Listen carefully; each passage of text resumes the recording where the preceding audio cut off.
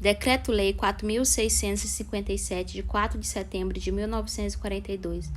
Lei de Introdução às Normas do Direito Brasileiro. O Presidente da República, usando a atribuição que lhe confere o artigo 180 da Constituição, decreta. Artigo 1º.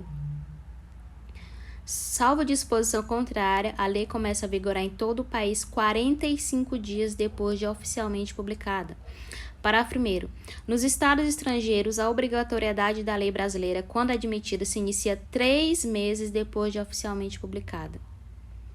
Parágrafo 2º, revogado. Parágrafo 3º.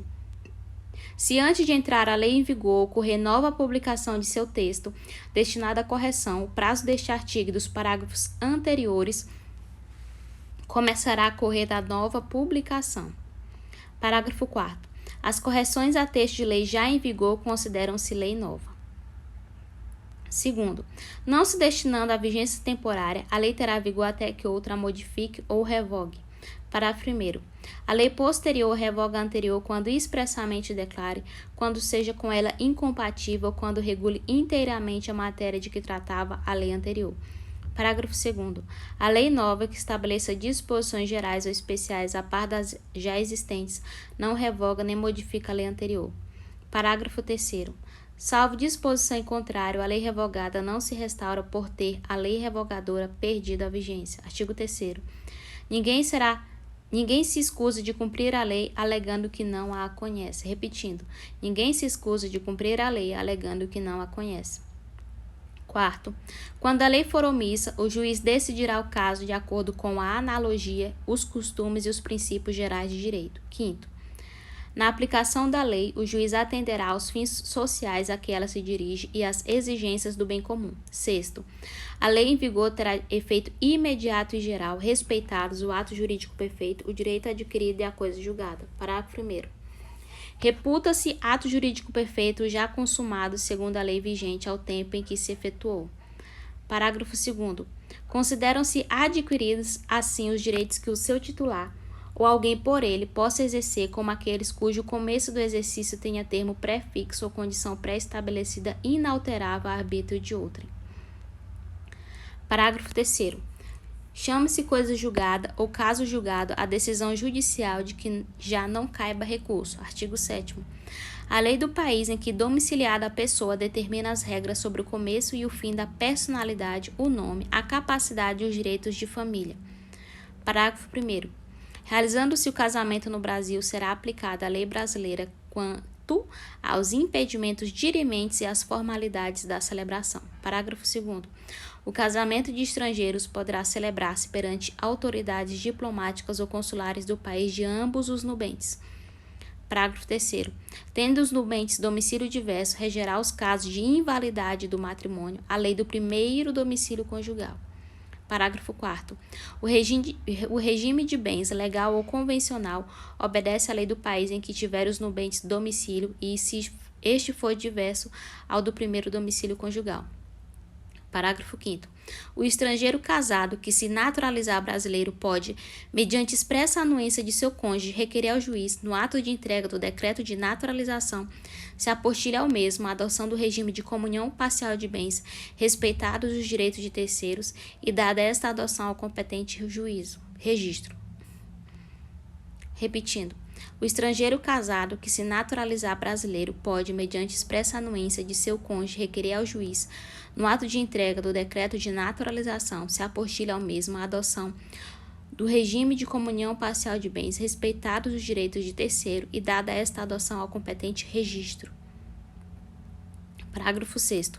O divórcio realizado no estrangeiro, se um ou ambos os cônjuges forem brasileiros, só será reconhecido no Brasil depois de 1 ano da data da sentença, salvo se houver sido antecedida de separação judicial por igual prazo, caso em que a homologação produzirá efeito imediato, obedecidas as condições estabelecidas para a eficácia das sentenças estrangeiras no país. O Superior Tribunal de Justiça, na forma de seu regimento interno, poderá reexaminar, a requerimento dos interessados, decisões já proferidas em pedidos de homologação de sentenças estrangeiras de divórcio de brasileiros, a fim de que passem a produzir todos os efeitos legais. Parágrafo 7º. Salvo o caso de abandono ou domicílio do chefe da família, estende-se ao outro cônjuge e aos filhos não emancipados e ao do tutor, ao curador ou curador aos incapazes sob sua guarda. Repetindo, salvo o caso de abandono, o domicílio do chefe da família estende-se ao outro cônjuge e aos filhos não emancipados e o do tutor ou curador aos incapazes sob sua guarda. Parágrafo 8º. Quando a pessoa não tiver domicílio, considerar-se-á domiciliado no lugar de sua residência ou naquele que se encontre. Artigo 8º. Para qualificar os bens e regular as relações a eles concernentes, aplicar-se-á a lei do país em que estiverem situados. Parágrafo 1º. Aplicar-se-á a lei do país em que for domiciliado o proprietário quanto aos bens móveis que ele trouxer ou se destinarem a transporte para outros lugares. Parágrafo 2º. O penhor regula-se pela lei do domicílio que tiver a pessoa em cuja posse se encontre a coisa apenhada. Artigo 9º. Para qualificar e reger as obrigações, aplicar-se-á a lei do país em que se constituírem. Parágrafo 1º. Destinando-se a obrigação a ser executada no Brasil e dependendo de forma essencial, será esta observada, admitidas as peculiaridades da lei estrangeira quanto aos requisitos extrínsecos do ato. Parágrafo 2º. A obrigação resultante do contrato reputa-se constituída no lugar em que residiu o proponente. 10. Artigo 10. A sucessão por morte ou por ausência obedece à lei do país em que domiciliado o defunto ou o desaparecido, qualquer que seja a natureza e a situação dos bens. Parágrafo 1º. A sucessão de bens de estrangeiros situados no país será regulada pela lei brasileira em benefício do cônjuge ou dos filhos brasileiros ou de quem os represente, sempre que não lhe seja mais favorável a lei pessoal do decujus. Parágrafo 2º. A lei do domicílio do herdeiro ou legatário regula a capacidade para suceder. Artigo 11. As organizações destinadas a fins de interesse coletivo, como as sociedades e as fundações, obedecem à lei do Estado em que se constituírem. Parágrafo 1º. Não poderão, entretanto, ter no Brasil filiais, agências ou estabelecimentos antes de serem os atos constitutivos aprovados pelo governo brasileiro, ficando sujeitos à lei brasileira. Parágrafo 2º. Os governos estrangeiros, bem como as organizações de qualquer natureza que eles tenham constituído, dirijam ou hajam investido de funções públicas, não poderão adquirir no Brasil bens imóveis ou suscetíveis de desapropriação. Parágrafo 3º. Os governos estrangeiros podem adquirir a propriedade dos prédios necessários à sede dos representantes diplomáticos ou dos agentes consulares. Artigo 12. É competente a autoridade judiciária brasileira quando for o réu domiciliado no Brasil ou aqui tiver de ser cumprida a obrigação. Parágrafo 1º. Só a autoridade judiciária brasileira compete conhecer das ações relativas a imóveis situados no Brasil. Parágrafo 2º. A autoridade judiciária brasileira cumprirá, concedido o exequatur e segundo a forma estabelecida pela lei brasileira, as diligências deprecadas por autoridade estrangeira competente, observando a lei desta quanto ao objeto das diligências. Artigo 13. A prova dos fatos ocorrida em país estrangeiro rege-se pela lei que nele vigorar, quanto ao ônus e aos meios de produzir-se, não admitindo os tribunais brasileiros provas que a lei brasileira desconheça. 14. Não conhecendo a lei estrangeira, poderá o juiz exigir de quem a invoca prova do texto e da vigência. 15. Será executada no Brasil a sentença proferida no estrangeiro que reúne os seguintes requisitos: a. Haver sido proferida por juiz competente. B. Terem sido as partes citadas ou haver-se legalmente verificada a revelia. C. Ter passado em julgado e estar revestida das formalidades necessárias para a execução no lugar em que foi proferida. D. Estar traduzida por intérprete autorizado. E. Ter sido homologada pelo Supremo Tribunal Federal. Parágrafo único revogado. Artigo 16. Quando, nos termos dos artigos precedentes, se houver de aplicar a lei estrangeira, ter-se-á em vista a disposição desta, sem considerar-se qualquer remissão por ela feita a outra lei. 17. As leis, atos e sentenças de outro país, bem como quaisquer declarações de vontade, não terão eficácia no Brasil quando ofenderem a soberania nacional, a ordem pública e os bons costumes. 18. Tratando-se de brasileiros, são competentes as autoridades consulares brasileiras para lhes celebrar o casamento e os mais atos de registro civil e de tabelionato, inclusive o registro de nascimento e de óbito dos filhos de brasileiro ou brasileira, nascido no país da sede do consulado. Parágrafo 1º. As autoridades consulares brasileiras também poderão celebrar a separação consensual e o divórcio consensual de brasileiros, não havendo filhos menores ou incapazes do casal e observados os requisitos legais quanto aos prazos, devendo constar da respectiva escritura pública as disposições relativas à descrição e à partilha dos bens comuns e à pensão alimentícia e, ainda, ao acordo quanto à retomada pelo cônjuge de seu nome de solteiro ou à manutenção do nome adotado quando se deu o casamento. Parágrafo 2º. É indispensável a assistência de advogado devidamente constituído que se dará mediante a subscrição de petição, juntamente com ambas as partes ou com apenas uma delas, caso a outra constitua advogado próprio, não se fazendo necessário que a assinatura do advogado conste da escritura pública. Artigo 19. Reputam-se válidos todos os atos indicados no artigo anterior e celebrados pelos cônsules brasileiros na vigência do decreto número 4657, de 4 de setembro de 1942, desde que satisfaçam todos os requisitos legais. Parágrafo único. No caso em que a celebração desses atos tiver sido recusada pelas autoridades consulares com fundamento no artigo 18 do mesmo decreto-lei, ao interessado é facultado renovar o pedido dentro de 90 dias contados da data da publicação desta lei. Artigo 20. Nas esferas administrativa, controladora e judicial não se decidirá com base em valores jurídicos abstratos, sem que sejam consideradas as consequências práticas da decisão. Parágrafo único. A motivação demonstrará a necessidade e a adequação da medida imposta ou da invalidação de ato, contrato, ajuste, processo ou norma administrativa, inclusive em face das possíveis alternativas. 21. A decisão que, nas esferas administrativa, controladora ou judicial, decretar a invalidação de ato, contrato, ajuste, processo ou norma administrativa deverá indicar de modo expresso suas consequências jurídicas e administrativas. Parágrafo único.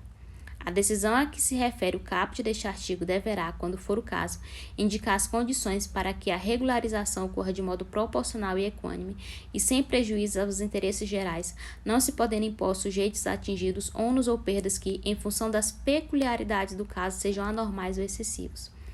22.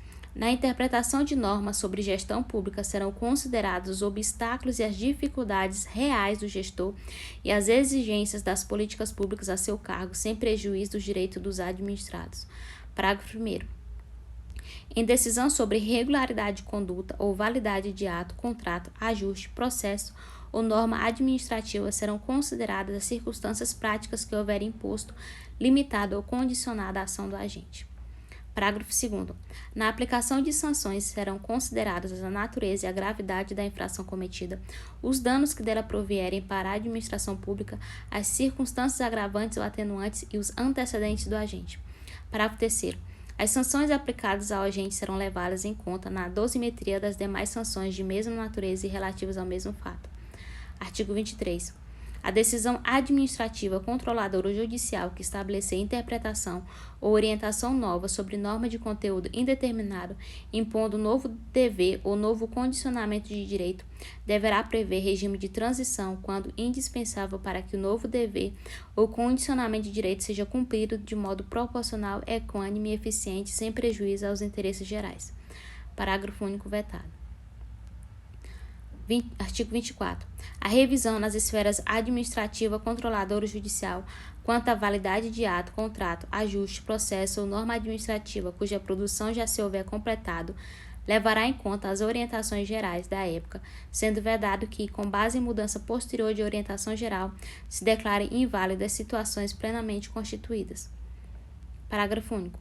Consideram-se orientações gerais as interpretações e especificações contidas em atos públicos de caráter geral ou em jurisprudência judicial ou administrativa majoritária e ainda as adotadas por prática administrativa reiterada e de amplo conhecimento público. 25 vetado. 26. Para eliminar irregularidade, incerteza jurídica ou situação contenciosa na aplicação do direito público, inclusive no caso de expedição de licença, a autoridade administrativa poderá, após oitiva do órgão jurídico e, quando for o caso, após realização de consulta pública e presentes razões de relevante interesse geral, celebrar compromisso com os interessados, observada a legislação aplicável, o qual só produzirá efeitos a partir de sua publicação oficial. Parágrafo 1º. O compromisso referido no caput deste artigo Buscará solução jurídica proporcional, equânime, eficiente e compatível com os interesses gerais. Não poderá conferir desoneração permanente de dever ou condicionamento de direito reconhecidos por orientação geral.